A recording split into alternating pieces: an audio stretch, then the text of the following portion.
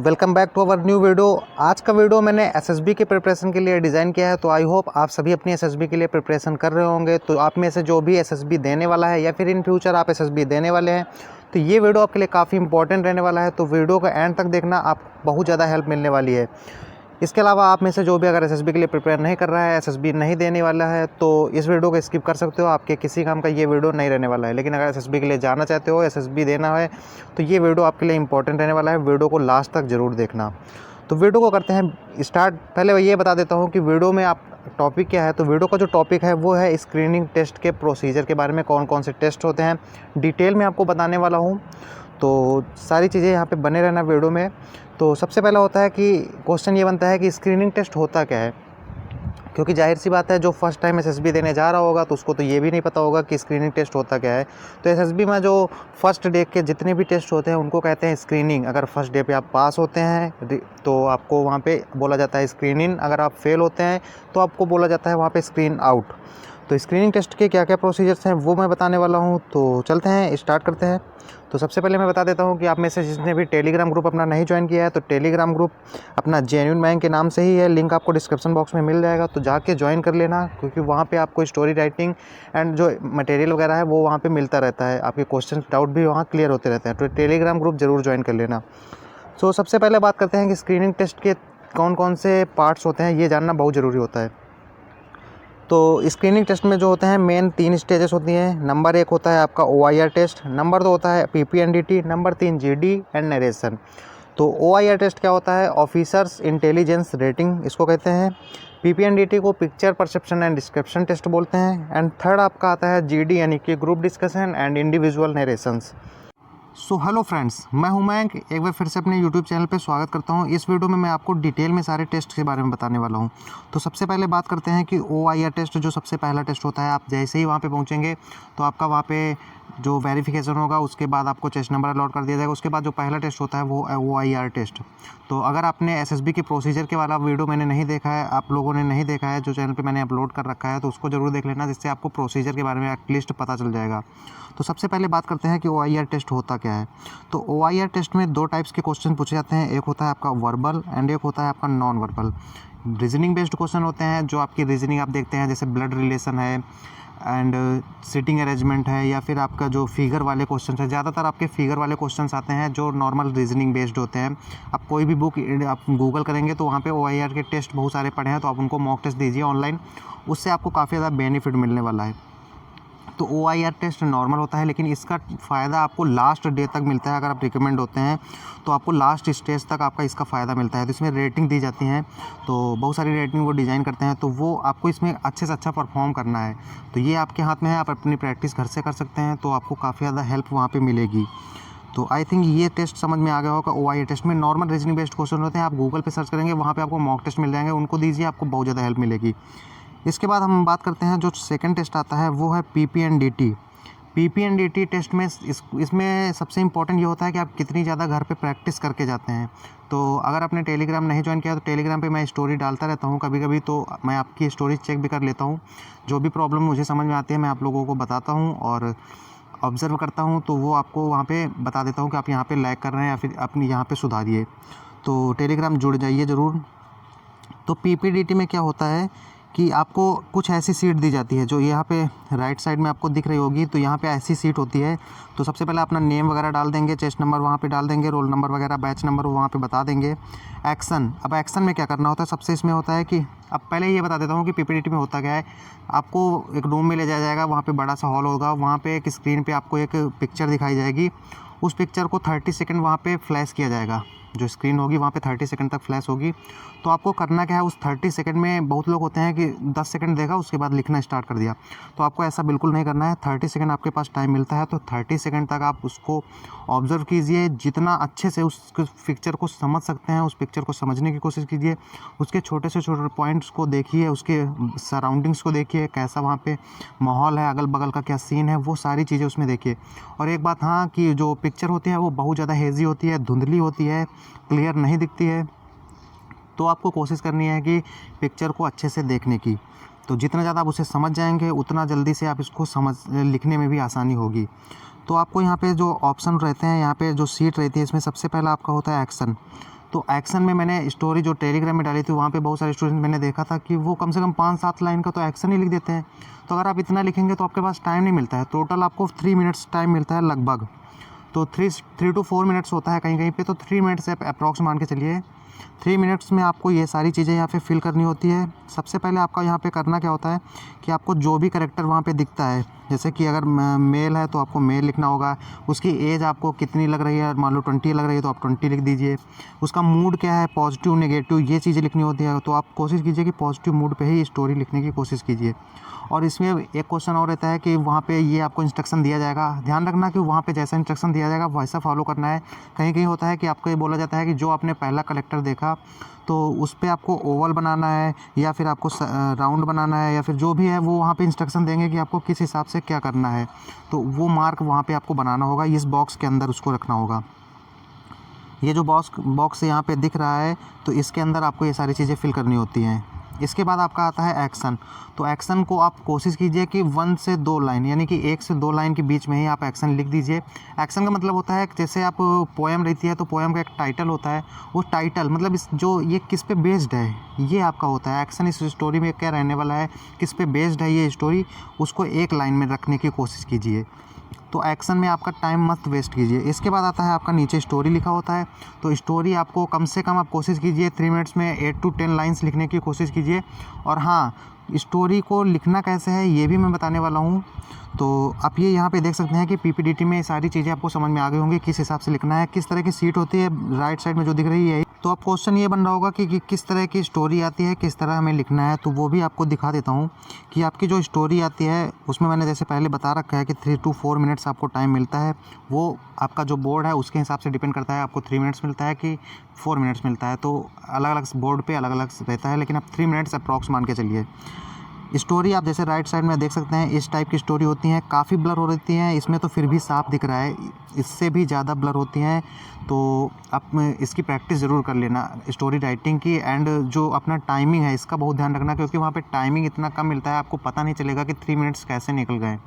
तो आप इस चीज़ की प्रैक्टिस कर लेना। स्टोरी आप देख सकते हैं राइट साइड में मैंने इंडिकेट कर दी है कि इस टाइप की स्टोरी होती हैं।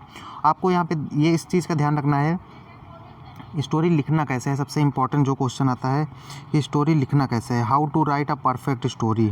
सबसे मेन क्वेश्चन यही बनता है कि स्टोरी कैसे लिखें। तो स्टोरी में सबसे पहले आपको देखना है कि मैंने जो बोला है कि 30 सेकंड आपको स्क्रीन पे जब फ्लैश होगी तो उसको बहुत अच्छे से ऑब्जर्व करना है। छोटी से छोटी चीज़ें वहाँ पे ऑब्जर्व करना है। जितना ज़्यादा आप ऑब्जर्व कर सकते हैं तभी आप उतनी अच्छी स्टोरी लिख सकते हैं। स्टोरी में एक चीज़ का ध्यान रखना है कि आपका जो कैरेक्टर होता है, मेन कैरेक्टर, जिसको भी आप मेन कैरेक्टर बनाते हैं, लीडर बनाते हैं, उसमें हमेशा पॉजिटिव दिखाने की कोशिश करना, नेगेटिव नहीं। मैंने देखा ग्रुप में वो लोग उसको थीप बना देते हैं, चोर बना देते हैं, गुंडा बना देते हैं, डाकू बना देते हैं। तो ऐसा बिल्कुल नहीं करना यार। आपको मतलब उसका लीडर का मतलब होता है कि वो आप अपनी लाइफ से रिलेट कर रहे हैं। यानी कि अब मान लो चोर अगर आप उसको दिखा रहे हैं तो यानी कि उसकी आपकी मेंटालिटी में भी आप चोर ही हैं, ऐसा स्टोरी में ऑब्जर्व होता है। तो आप कोशिश कीजिए उसको एक अच्छा लीडर दिखाने की कोशिश कीजिए। एंड अच्छा जो भी मतलब एक लीड कर सकता है एंड पॉजिटिव दिखाने की कोशिश कीजिए स्टोरी में, जो लीडर है ख़ास करके उसको। तो और लास्ट में रखना कि उस स्टोरी को जो फिनिश करो वो एक मॉरल के साथ, या फिर एक मतलब जैसे होता है ना कि उससे कुछ सीख मिलती है, इस हिसाब से उस स्टोरी को एंड करना। एंड एक पॉजिटिव वे में, ना कि एक नेगेटिव वे में। कि मैंने देखा था ग्रुप में यार ऐसी ऐसी स्टोरी बना देते हैं कि कोई चोर है, वो यहाँ पे डाकू लूटने गया, ये वो दुनिया भर की। तो आपको ये बिल्कुल नहीं करना है, इस चीज़ का आप ध्यान रखना। मैं आपको एकदम आसान भाषा में बता रहा हूँ यार, दुनिया भर देखो मैं आपको एकदम आसान भाषा में समझाने की कोशिश कर रहा हूँ। ये नहीं कि आप हाई फाई भाषा में समझें, जो भी है मेरा कोशिश रहती है कि आपको कितनी आसान भाषा में समझा सकूँ। तो ये चीज़ आप समझ गए होंगे कि आपको एकदम आसान जो पॉजिटिव वे में स्टोरी राइटिंग करनी है। एंड जो आपका जो लीडर होगा उसको, आप मेन कैरेक्टर है उसको आप बस ये समझिए कि उसको अपनी लाइफ से रिलेट करेंगे। वो आप खुद ही हैं लीडर वहाँ पे, आप वहाँ पे कैसे डील करेंगे तो उस हिसाब से कुछ चीज़ों का ध्यान रखना है। कि जैसे एक लीडर जो होता है वो वहाँ पे किसी को दूसरे को काम को ट्रांसफ़र नहीं करता है। तो आप जितना हो सके उस काम को खुद करने की कोशिश कीजिए उस स्टोरी में। ना कि किसी दूसरे पे टाल के। स्टोरी राइटिंग में आप ये भी दिखा सकते हैं, जैसे कुछ उसकी क्वालिटी दिखनी चाहिए जो लीडर होगा, जैसे कि करेज है, ऑनेस्टी है एंड डेडिकेशन है, डिटर्मिनेशन है। ये सारे जो पॉइंट्स होते हैं, ये सारी चीज़ें आप उसमें दिखाएंगे। मैं आपको इस पे अलग वीडियो दे दूंगा कि क्या क्या क्वालिटीज़ हैं, आप उनको दिखाएंगे तो आपको ज़्यादा बेनिफिट मिलेगा। तो इस पर मैं अलग से वीडियो डिज़ाइन कर लूँगा, कोशिश रहेगी कि आपको एसएसबी से पहले आपको प्रोवाइड कर दूँ। तो आप लोग इस चीज़ का ध्यान रखना कि जैसे उसकी क्वालिटीज़ को दिखाएंगे तो आपको काफ़ी ज़्यादा बेनिफिट मिलेगा। तो एक अच्छे पॉजिटिव वे में आप स्टोरी राइट करेंगे। एंड इस चीज़ का बिल्कुल ध्यान रखना कि स्टोरी मतलब इमेजिनेशन पे नहीं होनी चाहिए कि आप कुछ हाई फाई जैसे फिल्मी हीरो में रहता है ना, वैसा कुछ नहीं करना है आपको कि हीरो है कोई वो एकदम से चांद पे चला गया, ऐसा बिल्कुल नहीं करना है। आप समझ रहे होंगे कि मैं क्या कहने की कोशिश कर रहा हूँ। इमेजिनेशन पे नहीं बनानी स्टोरी, रियलिटी में रियल लगनी चाहिए। कि शक्तिमान मत बना देना उसको कि हीरो को, तो सुपरमैन भी मत बना देना।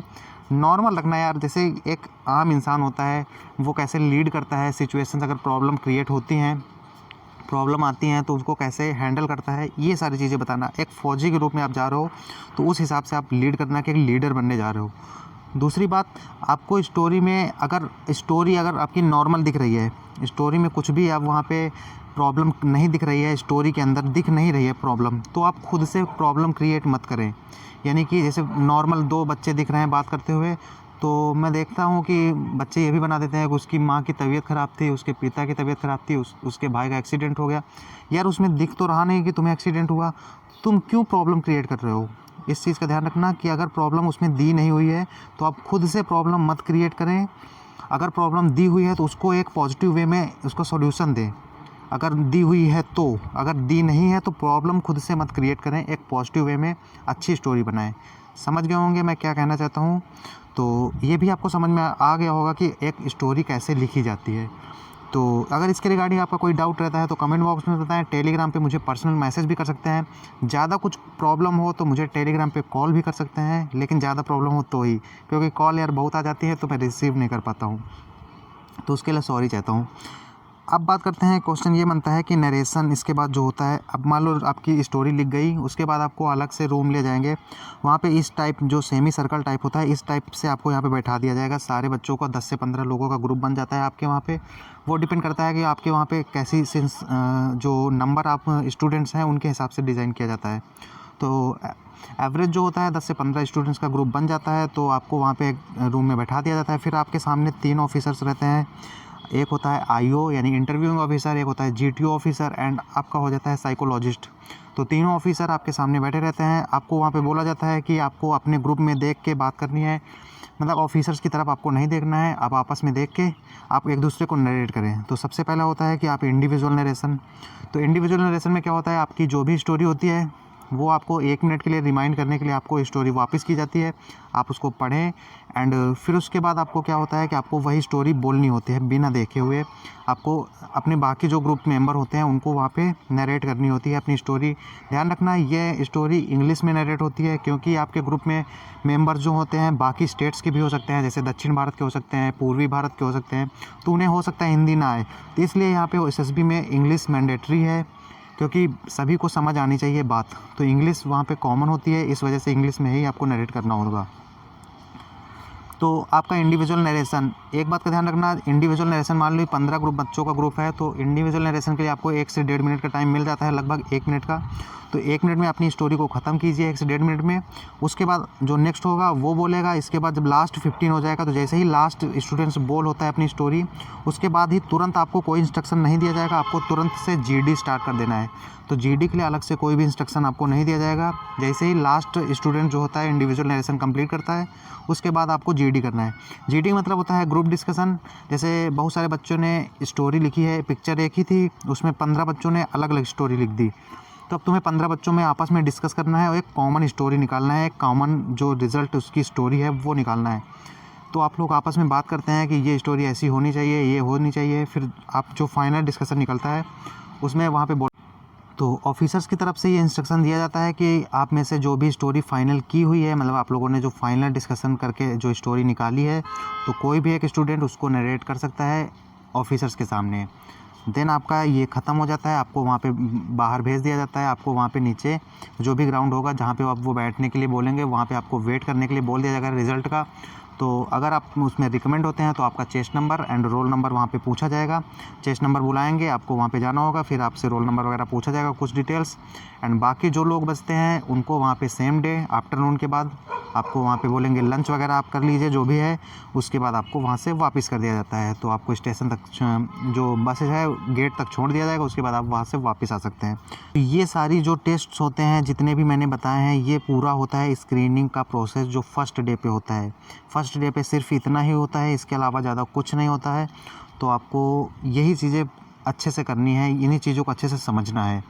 तो आई थिंक मैंने इसके रिगार्डिंग फर्स्ट डे के रिगार्डिंग जितने भी टेस्ट होते हैं, जितने भी डाउट होते हैं, मैंने क्लियर करने की कोशिश की है। फिर भी डाउट रहता है तो कमेंट बॉक्स में बताएं। वीडियो अच्छा लगा हो तो यार लाइक ज़रूर कर देना, जिससे हमें भी मोटिवेशन मिलता है।